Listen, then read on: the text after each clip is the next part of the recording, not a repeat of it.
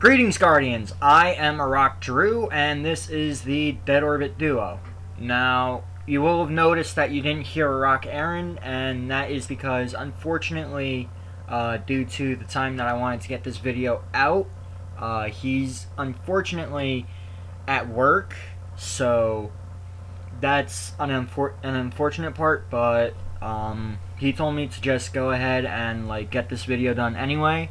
So before we get to the actual subject matter of this video, I wanted to let you guys know that the reason we haven't been putting out our weekly upload is because we're waiting until the end of July when all of the IGN first stuff is done, and we'll pretty much just do a news roundup of everything from E3 to just past the beta.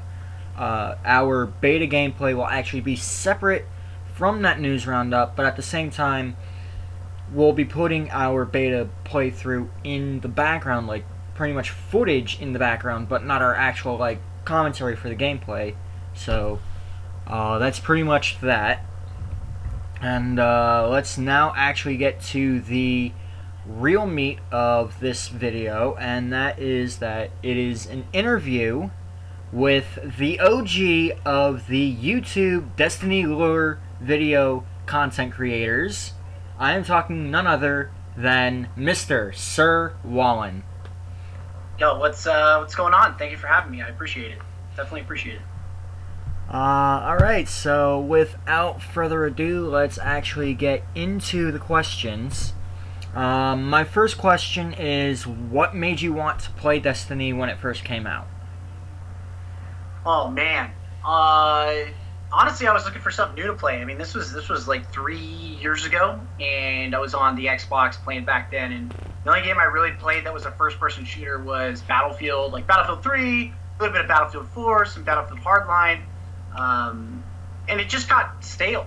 I wanted something new where I could play with my friends and enjoy myself. I was a big fan of how Borderlands did their co-op against the monsters and get fat loots. I was a huge WoW player.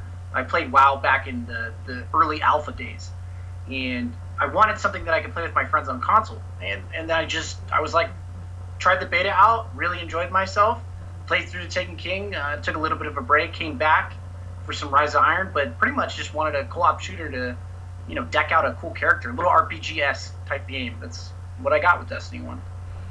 Yeah, that's not bad. That's not bad.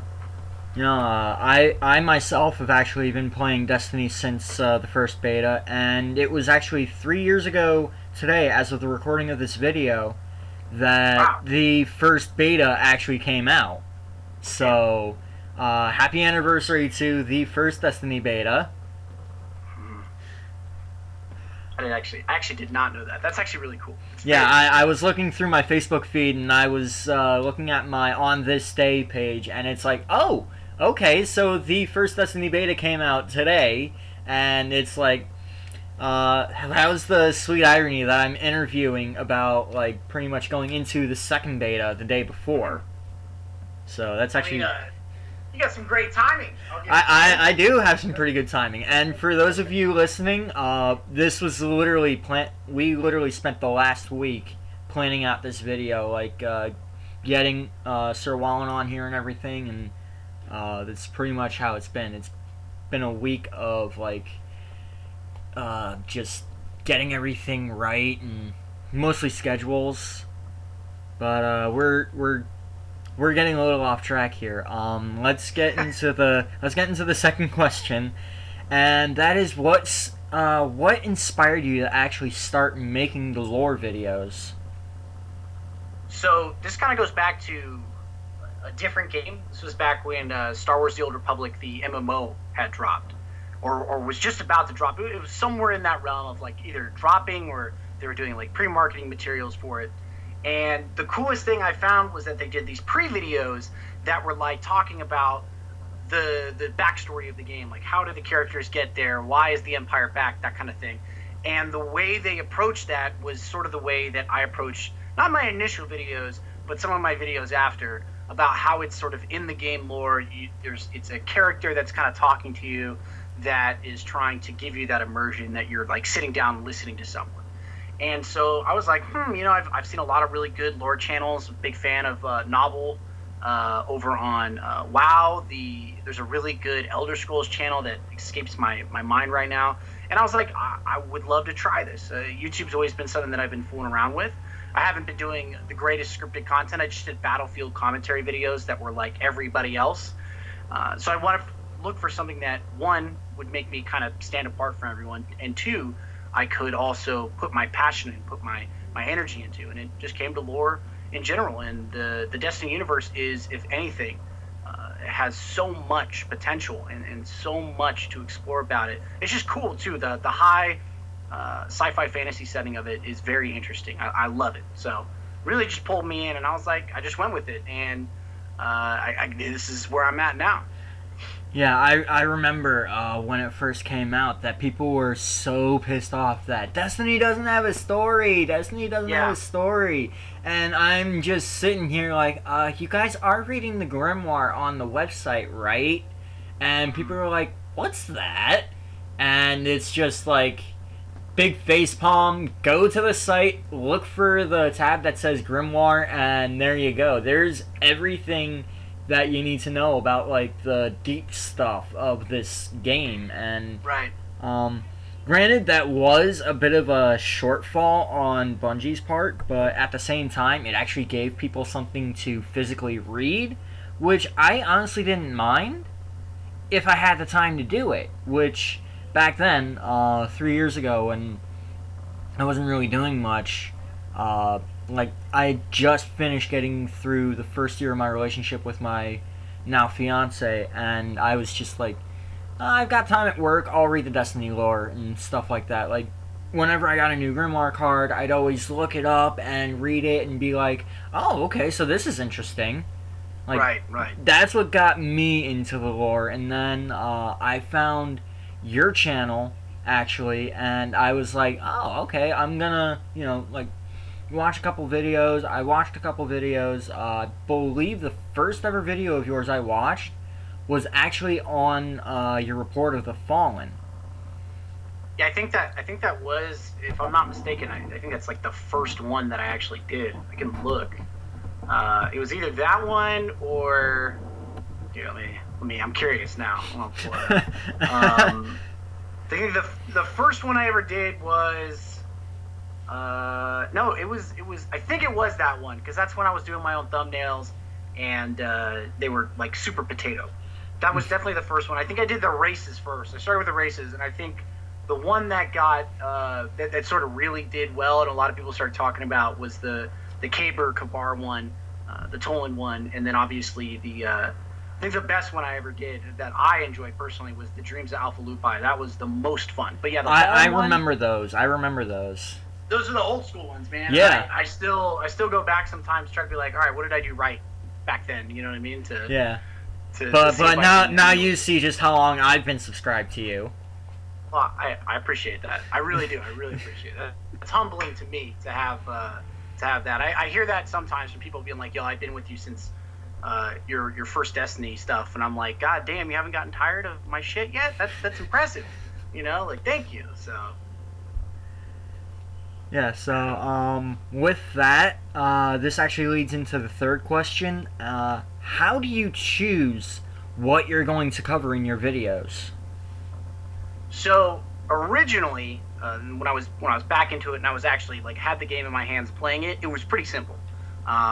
Built a very long list of topics that needed to be covered, that should be covered, that had enough information to cover them. There's a lot of like very vague topics that I stay really far away from. Pretty good example of this is like, originally there was no lore about like some of the other Titan legions. There was a couple quotes about them in some of the equipment drops, so there's no cards on them, and I shied away from that type of content. People asked me to do it, and I'm like, look, I don't have anything really to talk about here unless you want me to pull things out of my butt and just write it onto a script. I really shied away from that, and I still try to, but a lot of it just came in like very simple, like, okay, the races should go first, of who we're fighting, why we're fighting, maybe a little bit of backstory on the Traveler in the Darkness, some of the more prominent characters in the game, people that are really interested, the Kabar and Tolan videos, the Aham Kara one, And then at this point, it's gotten to now where I'm very behind on content because I took about a year off from YouTube. And I'm covering things that has already been covered by everybody else. So Books of Sorrow has already been covered by Malin and Bife and a bunch of other guys out there that do a fantastic job. They I did just do a did good Siva job of that last week, so now I'm kind of playing catch up. But really, I either do two things. I'll look for a topic that I really personally want to cover, or I'll ask my Discord community, like, hey guys, I'm looking for a topic. What do you guys have any ideas? What would you like to see from me? And it's a bit of a mix of inspiration and a little bit of whispering in my ear from my guys in the Discord community that have been very helpful so far. Yeah, you talk about Bife and Malin, and honestly, if it weren't for you, I would have never known about those guys either. So, it's honestly because of you that I found, like, other channels as well. But, I honestly remember that year that you took off because I was, like, looking at my, YouTube feed, and one day I just noticed, okay, there's no upload from, Wallen, so I was just like, okay, I'm not gonna really pay any mind to it. He's probably busy and can't get to it. And then weeks went by, then months went by, and I'm like, there's nothing from Wallen. Did he just like up and disappear? And then all of a sudden one day, a new video from you came out, and I was like, hey, well, he's back? Yeah, I mean, it was a mix of not enjoying what they had done with the Dark Below and the House of Wolves DLC. I did not really like, and this is back when I sat on a soapbox and really was kind of anti-Bungie in some ways, because I felt that what we were marketed and what we were delivered were two different games. I loved the lore, didn't necessarily love the game. You know, and yeah, back then, I know how you feel. Yeah, and you know, when you're a YouTube content creator, so I think you understand this too. I was watching my views fluctuate all the time, and it really depended on the video topic. A video topic that I personally really liked sometimes didn't do well. Two videos that I didn't really care about the topic would do really well, and that sort of played with me a little bit too much. That was back when I was actually seeing like a YouTube dollar from it, like a pretty substantial paycheck from it on top of my concurrent job, and I was like, well, shit, you know. Then I became motivated by views, and I did YouTube for the wrong reasons back then. Yeah. And now that I've come back to it, I really don't get paid for it, but now I'm doing it because I'm passionate about it, love the community, and I really am just excited to get back into the game. And I'm gonna take it a little less seriously. I'm not gonna. Yeah, I mean that's how it should be, though. Yeah, and you know, when you're, this was 3 years ago. I like to say that you mature every day, but over 3 years, I've definitely. At least I like to think that I've gained some type of perspective where it's a video game, doesn't matter that much. Yeah. You know, and it should be for fun. You should be having a good time. You should be playing with people that you love playing with, and it should be about for love of the camaraderie, less so about, you know, hey, when do we get this content? When do we get that content? You know, that kind of thing. I mean, that's one of the things that's kept me into the game is, like, you know, every Tuesday I always find someone on an LFG site, and we do the Nightfall, and then we pretty much just like part ways from there. But I have fun when I do the Nightfall because it's just me and two other random guys that I've never met before, and we're just having fun going through and shooting the crap out of these whatevers, like whether it be the Fallen, the Cabal, the Hive, you name it, we shoot it, and we're laughing our asses off every time we die because we're like, oh man, I can't believe I died that way, or oh man, I can't believe I didn't do this to keep myself from dying.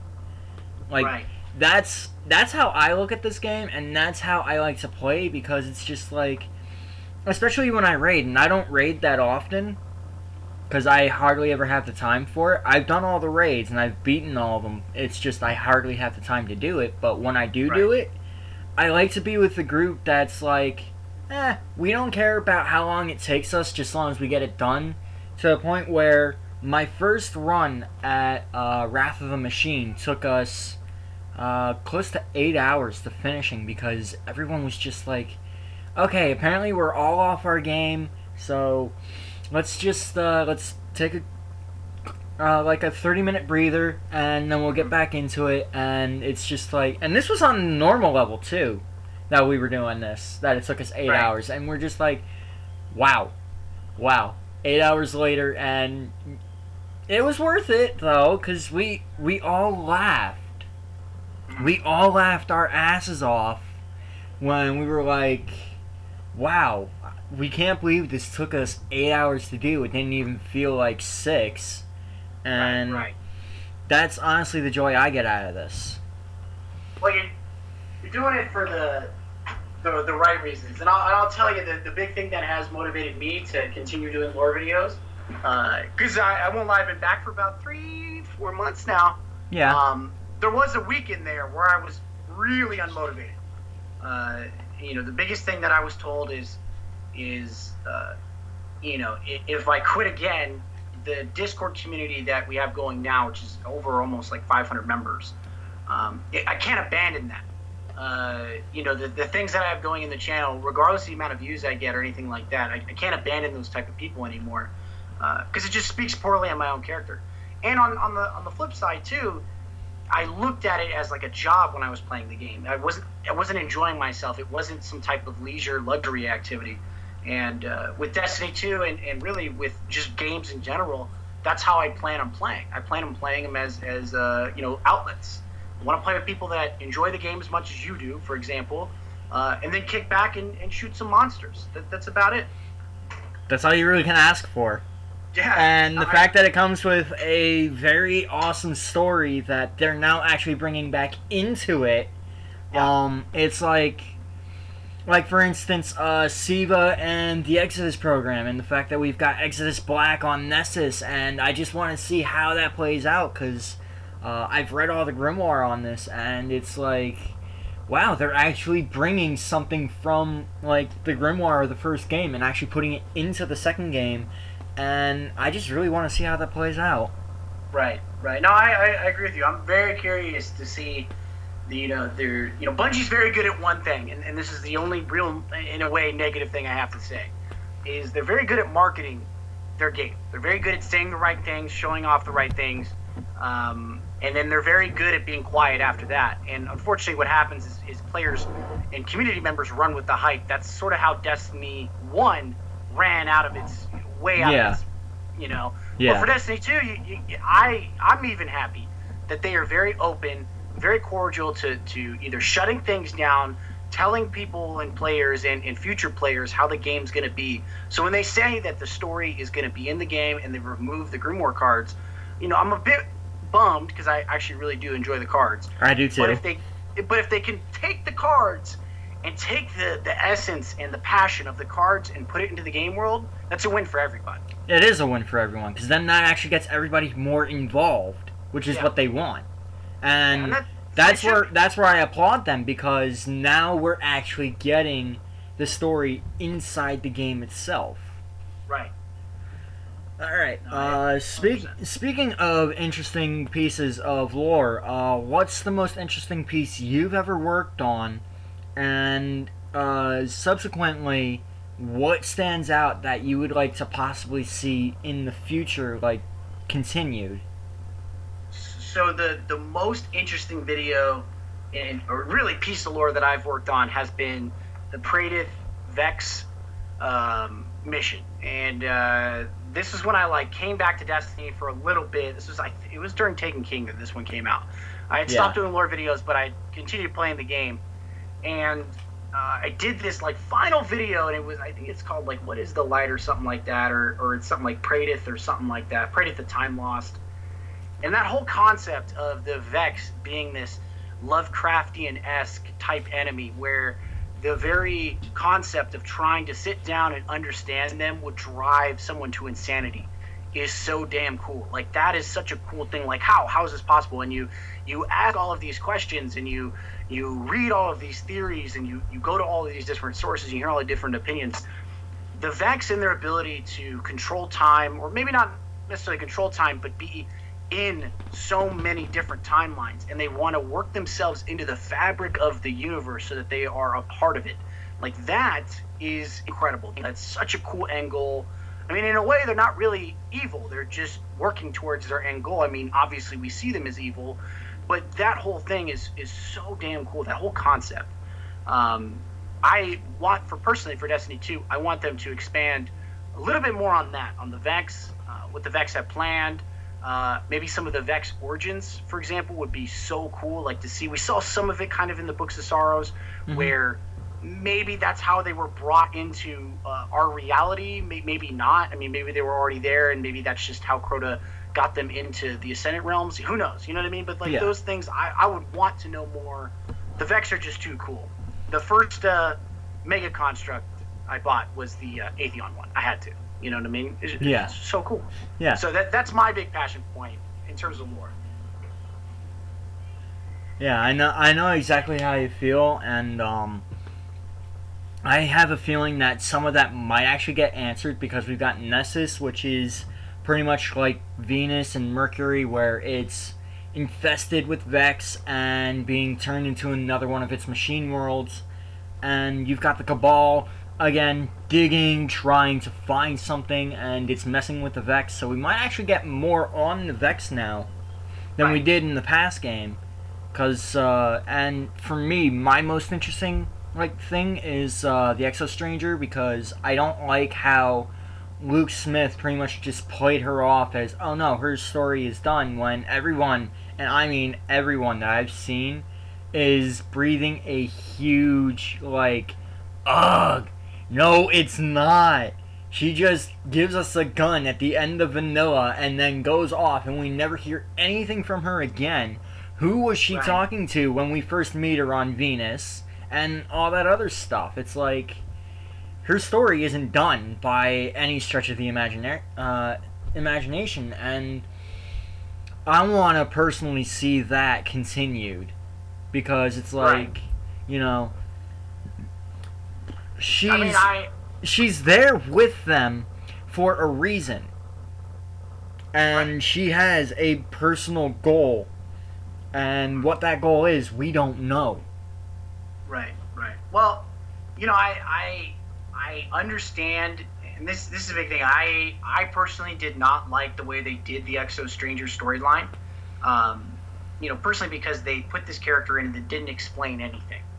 And while they did put some nice little hints and some very in-depth points there, if you did read into it and really got analytical, you could understand sort of where she was coming from and who she was, or who potentially she was working for. But the whole problem with characters like that, at least in my opinion, is that is something that should be reserved, in my opinion, for the cards. That's something that should be put in the cards, where if you want something that cool and that in-depth, that really makes you think, that the average player, the casual player, isn't going to pick up, that should go in the cards. But something for an overall story that sort of handholds the player through the game's lore, at least gives introductory to it, that should be in the game. So I think it is a bummer that they're just kind of dropping that, the way they said they're treating Destiny 1 as like sort of an episode 0. Yeah. I get it.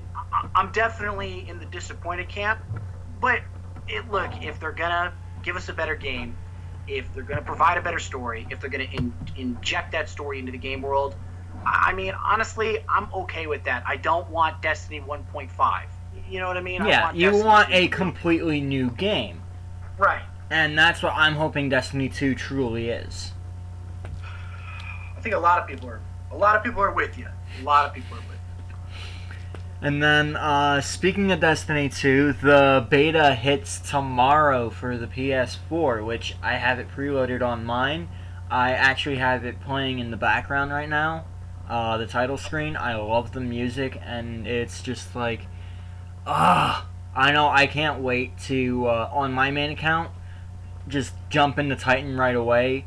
My fiance, on his main account, he's gonna do Warlock, and then on our joint account on my system, which is how we're doing our walkthrough series on our channel, when we do the beta there, we're gonna do the Hunter and pretty much get game footage of all three, and then just pretty much do like, you know, show off like what these guys do and whatnot, and pretty much go from there.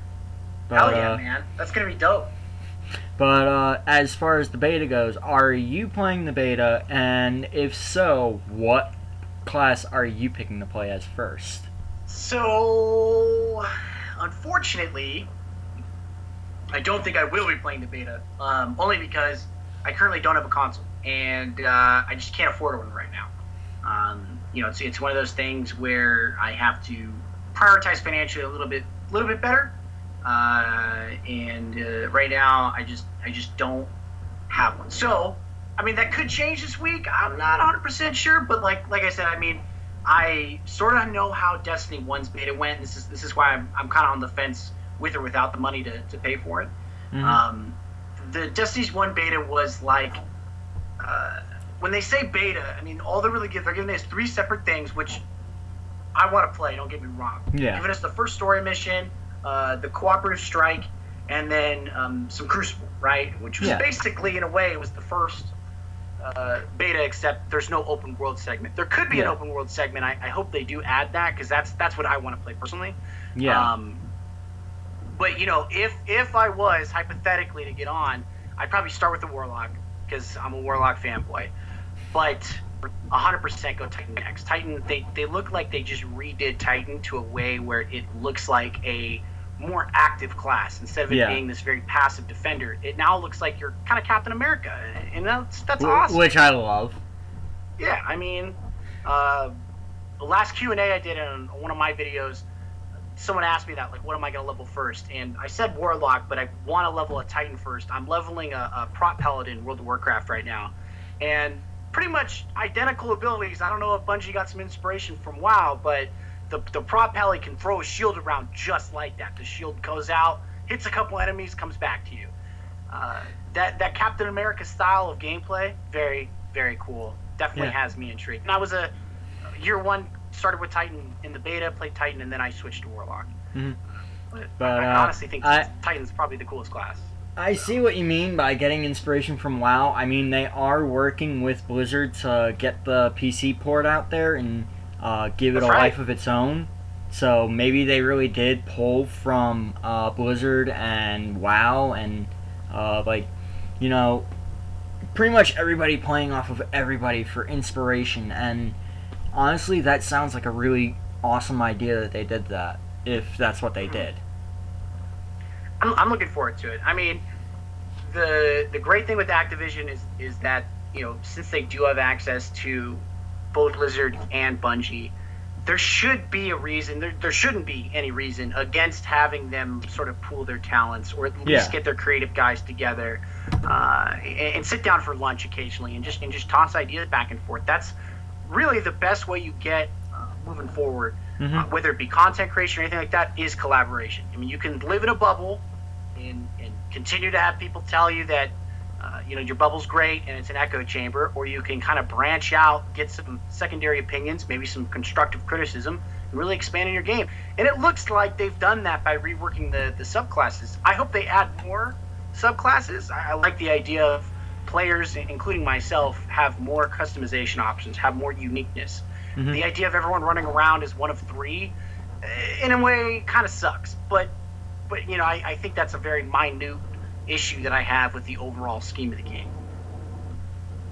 Right. And, but in all honesty, and I'm looking at Twitter when I say this, Noseworthy may have hinted at the fact that we'll actually have all 3 subclasses post-launch of D2. But, again, these guys like to be cryptic. No, they're very cryptic. Deej is the number one culprit of being cryptic. He is.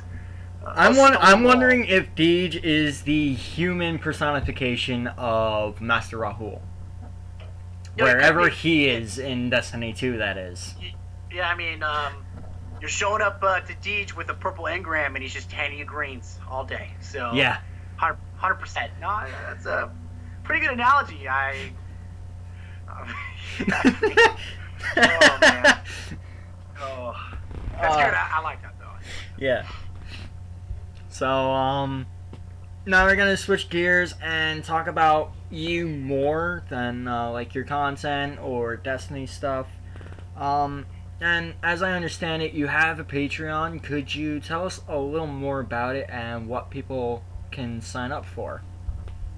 Right. So the Patreon was sort of spawned out of the YouTube ad apocalypse. I mean, I'm sure you're aware of that. Mm-hmm. Most content creators are. Thankfully, the content that I create is deemed family friendly, which is awesome.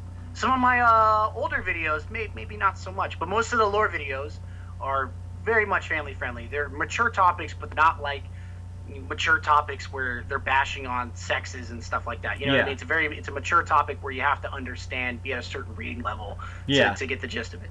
So I don't get really affected, and I wanted to really figure out a way where I could get my users involved a little bit more. And it wasn't necessarily one of those things where they give me money just for content that I create. I intend on using the money that I get to throw back into guild events, clan events, more specifically, and in certain perk rewards. Probably the coolest one that I do like to have is that if anyone who gets in on the Patreon, they all have access to a private Discord channel where I will drop scripts in way ahead of time. Like we're talking couple days, sometimes weeks in advance, and I'll ask for input. I'll be like, hey guys, what do you guys think about these subjects? Am I on point here? And I get really good constructive feedback before I launch it in general. And then I try to do the same thing as you move up the tiers. But in reality, honestly, what it is it's a way for my community, if they want to get more involved, they can. It's not in any means required, and I never want it to be. But it's just another way for me to turn some of the ad revenue and channel revenue back into the community. That's the biggest goals that I want to have to it. I want to be able to get games out to people, beta codes. If it is, they put microtransactions back in, which I'm sure they will. Get silver out to clan members and guild members, and really get them involved with more of the lore seeker mentality, which is what we're trying to going for. So a lot of testing the waters for Destiny 2. I haven't had an opportunity to try it out in Destiny 1. It's a very new thing for me. Mm-hmm. But ideally in Destiny 2, I'm going to work out a lot of the kinks, and hopefully people will be happy with how I do the system. I know for a fact that at the end of this week, I'm going to look at my finances and possibly be your first Grandmaster Lore Seeker Patreon. The $15 a month. You know. I mean, yeah. No pressure. If you can't, don't worry about it. You know, there's a lot of people that tell me all the time that, I wish I could help out more. That's totally. I don't care. You know what I mean? It's more or less like, do you like the content? Do you interact with the content? Do you enjoy the community? Those are the big caveats. The external stuff that's all extra, totally cool. You know what I mean? Yeah. I mean, for me, it's like $5 a week out of my paycheck, and I don't have to worry about it. And so that's like nothing. Like in the grand scheme of things, that's nothing. Because as long as I'm still able to pay my bills and go from there, I'm happy because I still have money left over, and it's mine to do with as I please. And if I so please to invest it in your Patreon, then so be it. Well, hey, I mean, there's no real way I can not come off as sounding sort of like an asshole, but I won't stop you. I definitely want to say I appreciate it either way. You know what I mean? Yeah. Definitely appreciate it. Yeah. No. I totally get it. And that's pretty much what Patreon is if you're able to, then by all means go ahead, do it. Support your favorite content creators. I'm pretty sure they appreciate it in the long run. And, it honestly doesn't matter how much you can give, because much like fundraisers for the Cancer Society or St. Jude's, every penny helps. No, it's true. You're on point with that. I definitely agree. I love the Patreon system. Personally, I think that more and more content creators, and you're going to see this too as you continue to grow your channel, more and more audience members of those content creators are beginning to understand that sponsorships, Patreon, external revenue sources are not evil. They're not sellout. It's just a way for individuals to make sure that they can justify continuing to do their channels for any reason. There's a multitude usually, but for any reasons. Mine, for example, is to make sure that one, the revenue that I do pull in, I can throw back in for events, for giveaways, that type of stuff. Yeah.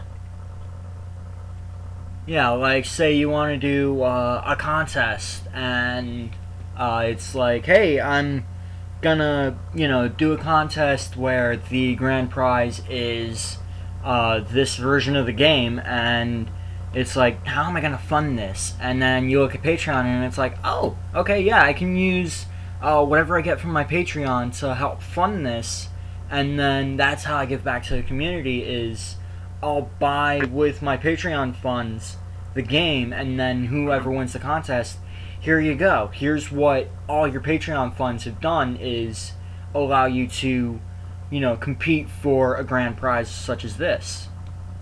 Right. No, I agree. 100% agree. I mean, like I said, I like the system. So I want to continue to grow on it, continue to take the feedback and the criticism to make it the best possible. And that's another big motivating factor for me, too. It's a big reason I probably won't ever quit YouTube again unless I close my Patreon account down, because at that point, people are actually paying the money. There's a very large difference when watching an ad for 30 seconds and actually giving someone $5, $10. You know what I mean? If one is free, the other isn't. So that's a huge motivator for me. Yeah. All right, so finally, since we pretty much covered your Patreon, how else can people find you on social media? So I am definitely most active on Twitter. Discord server obviously is the number one place that I sit in the server all day. Thankfully, I have an opportunity to work from home as I'm a contractor right now, so I can basically just sit there. So anytime people want to talk, they want to get lore thoughts out there, this general conversation with lore like-minded people, or just people that are looking for games, whether it be on Xbox or PlayStation, and for Destiny 2 PC, that's where people are. That's where I am. The other place, obviously, I do have an Instagram and a Snapchat, but that's more like, I have it out there if people want to follow it, but that's more like non-gaming stuff. It's more like me and my day-to-day shenanigans with my gym buddies and the stupid shit we get up to on the weekends. But I'd say Twitter and Discord, biggest things, and obviously my YouTube channel. Obviously. So, I'm guessing, people can find you on YouTube at Sir Wallen, on Twitter, at Sir Wallen is your Twitter handle. Yes. And then the best way to get into the Discord server, I don't know if you can search for servers. Now you gotta have like an invite. And so the best way is I can just give you a link, and if you want to drop it into the description, and if anyone wants to join, they're more than welcome to. We let everybody in. There's no, initiation period or anything like. There's no decoder rings. You're allowed in once you just show up. Yeah. Yeah, you could definitely do that. Just pop a link to me, and then go from there. Excellent. So, that's pretty much going to wrap up the interview. I want to thank you for taking time out of your day to actually do this. Oh no, not an issue at all. At all. Well worth my time, my man. Well worth my time. And hopefully, we can get together and do more collab projects in the future. Up in the air at the moment, but I don't see why not. Because this was fun. This was fun. No, I'm definitely down. I do most of the time I'll do collabs with Bife and Matt. Mainly more Matt in the Destiny Down Under podcast, but I'm at a point now where if you think me coming on is going to help you, or if you just want to have the conversation, I'm done for it. You know what I mean? It's better to get a wide range of opinions and views and conversation points than it is, like I said, I don't want to live in an echo chamber anymore. So yeah. I mean, 100% down to do this anytime. Yeah, because when it comes to Destiny, you have as many opinions as you have Guardians, and Destiny has a shit ton of Guardians. Very true. Very, very true. And for the record, I do not monetize my videos because I make close to $300 a week anyway, so I don't need the money. So that's honestly where I'm at. So that's why I don't monetize my videos. And yeah, info for you guys. That's why I don't monetize my videos, because I don't need the money right away. In fact, I'm probably not going to need the money until after I move to Florida for school in a couple of years. And that's pretty much where that's going to come into play. But other than that, no, I don't monetize my videos. Well, your heart's in the right place. I'll give you that. And I do wish you best of luck. Dude, Florida's. I mean, did you go to Guardian Con this year? No, unfortunately not. I didn't go this year. I went last year. But it's hot, man. It's humid. It's gnarly there. I'm gonna be in Orlando, so. Yeah, I mean, I've only been to Florida once. If I have to go back, I hope not. But I unfortunately have to go to Florida because that's where my school is. So. I mean, yeah, if school's there, you gotta do it. You know what I mean? Especially if it's college, you gotta do it. So it's worth it. I mean, I'm 24 at the moment, but I'm gonna be like going down there for my actual profession, which is show production.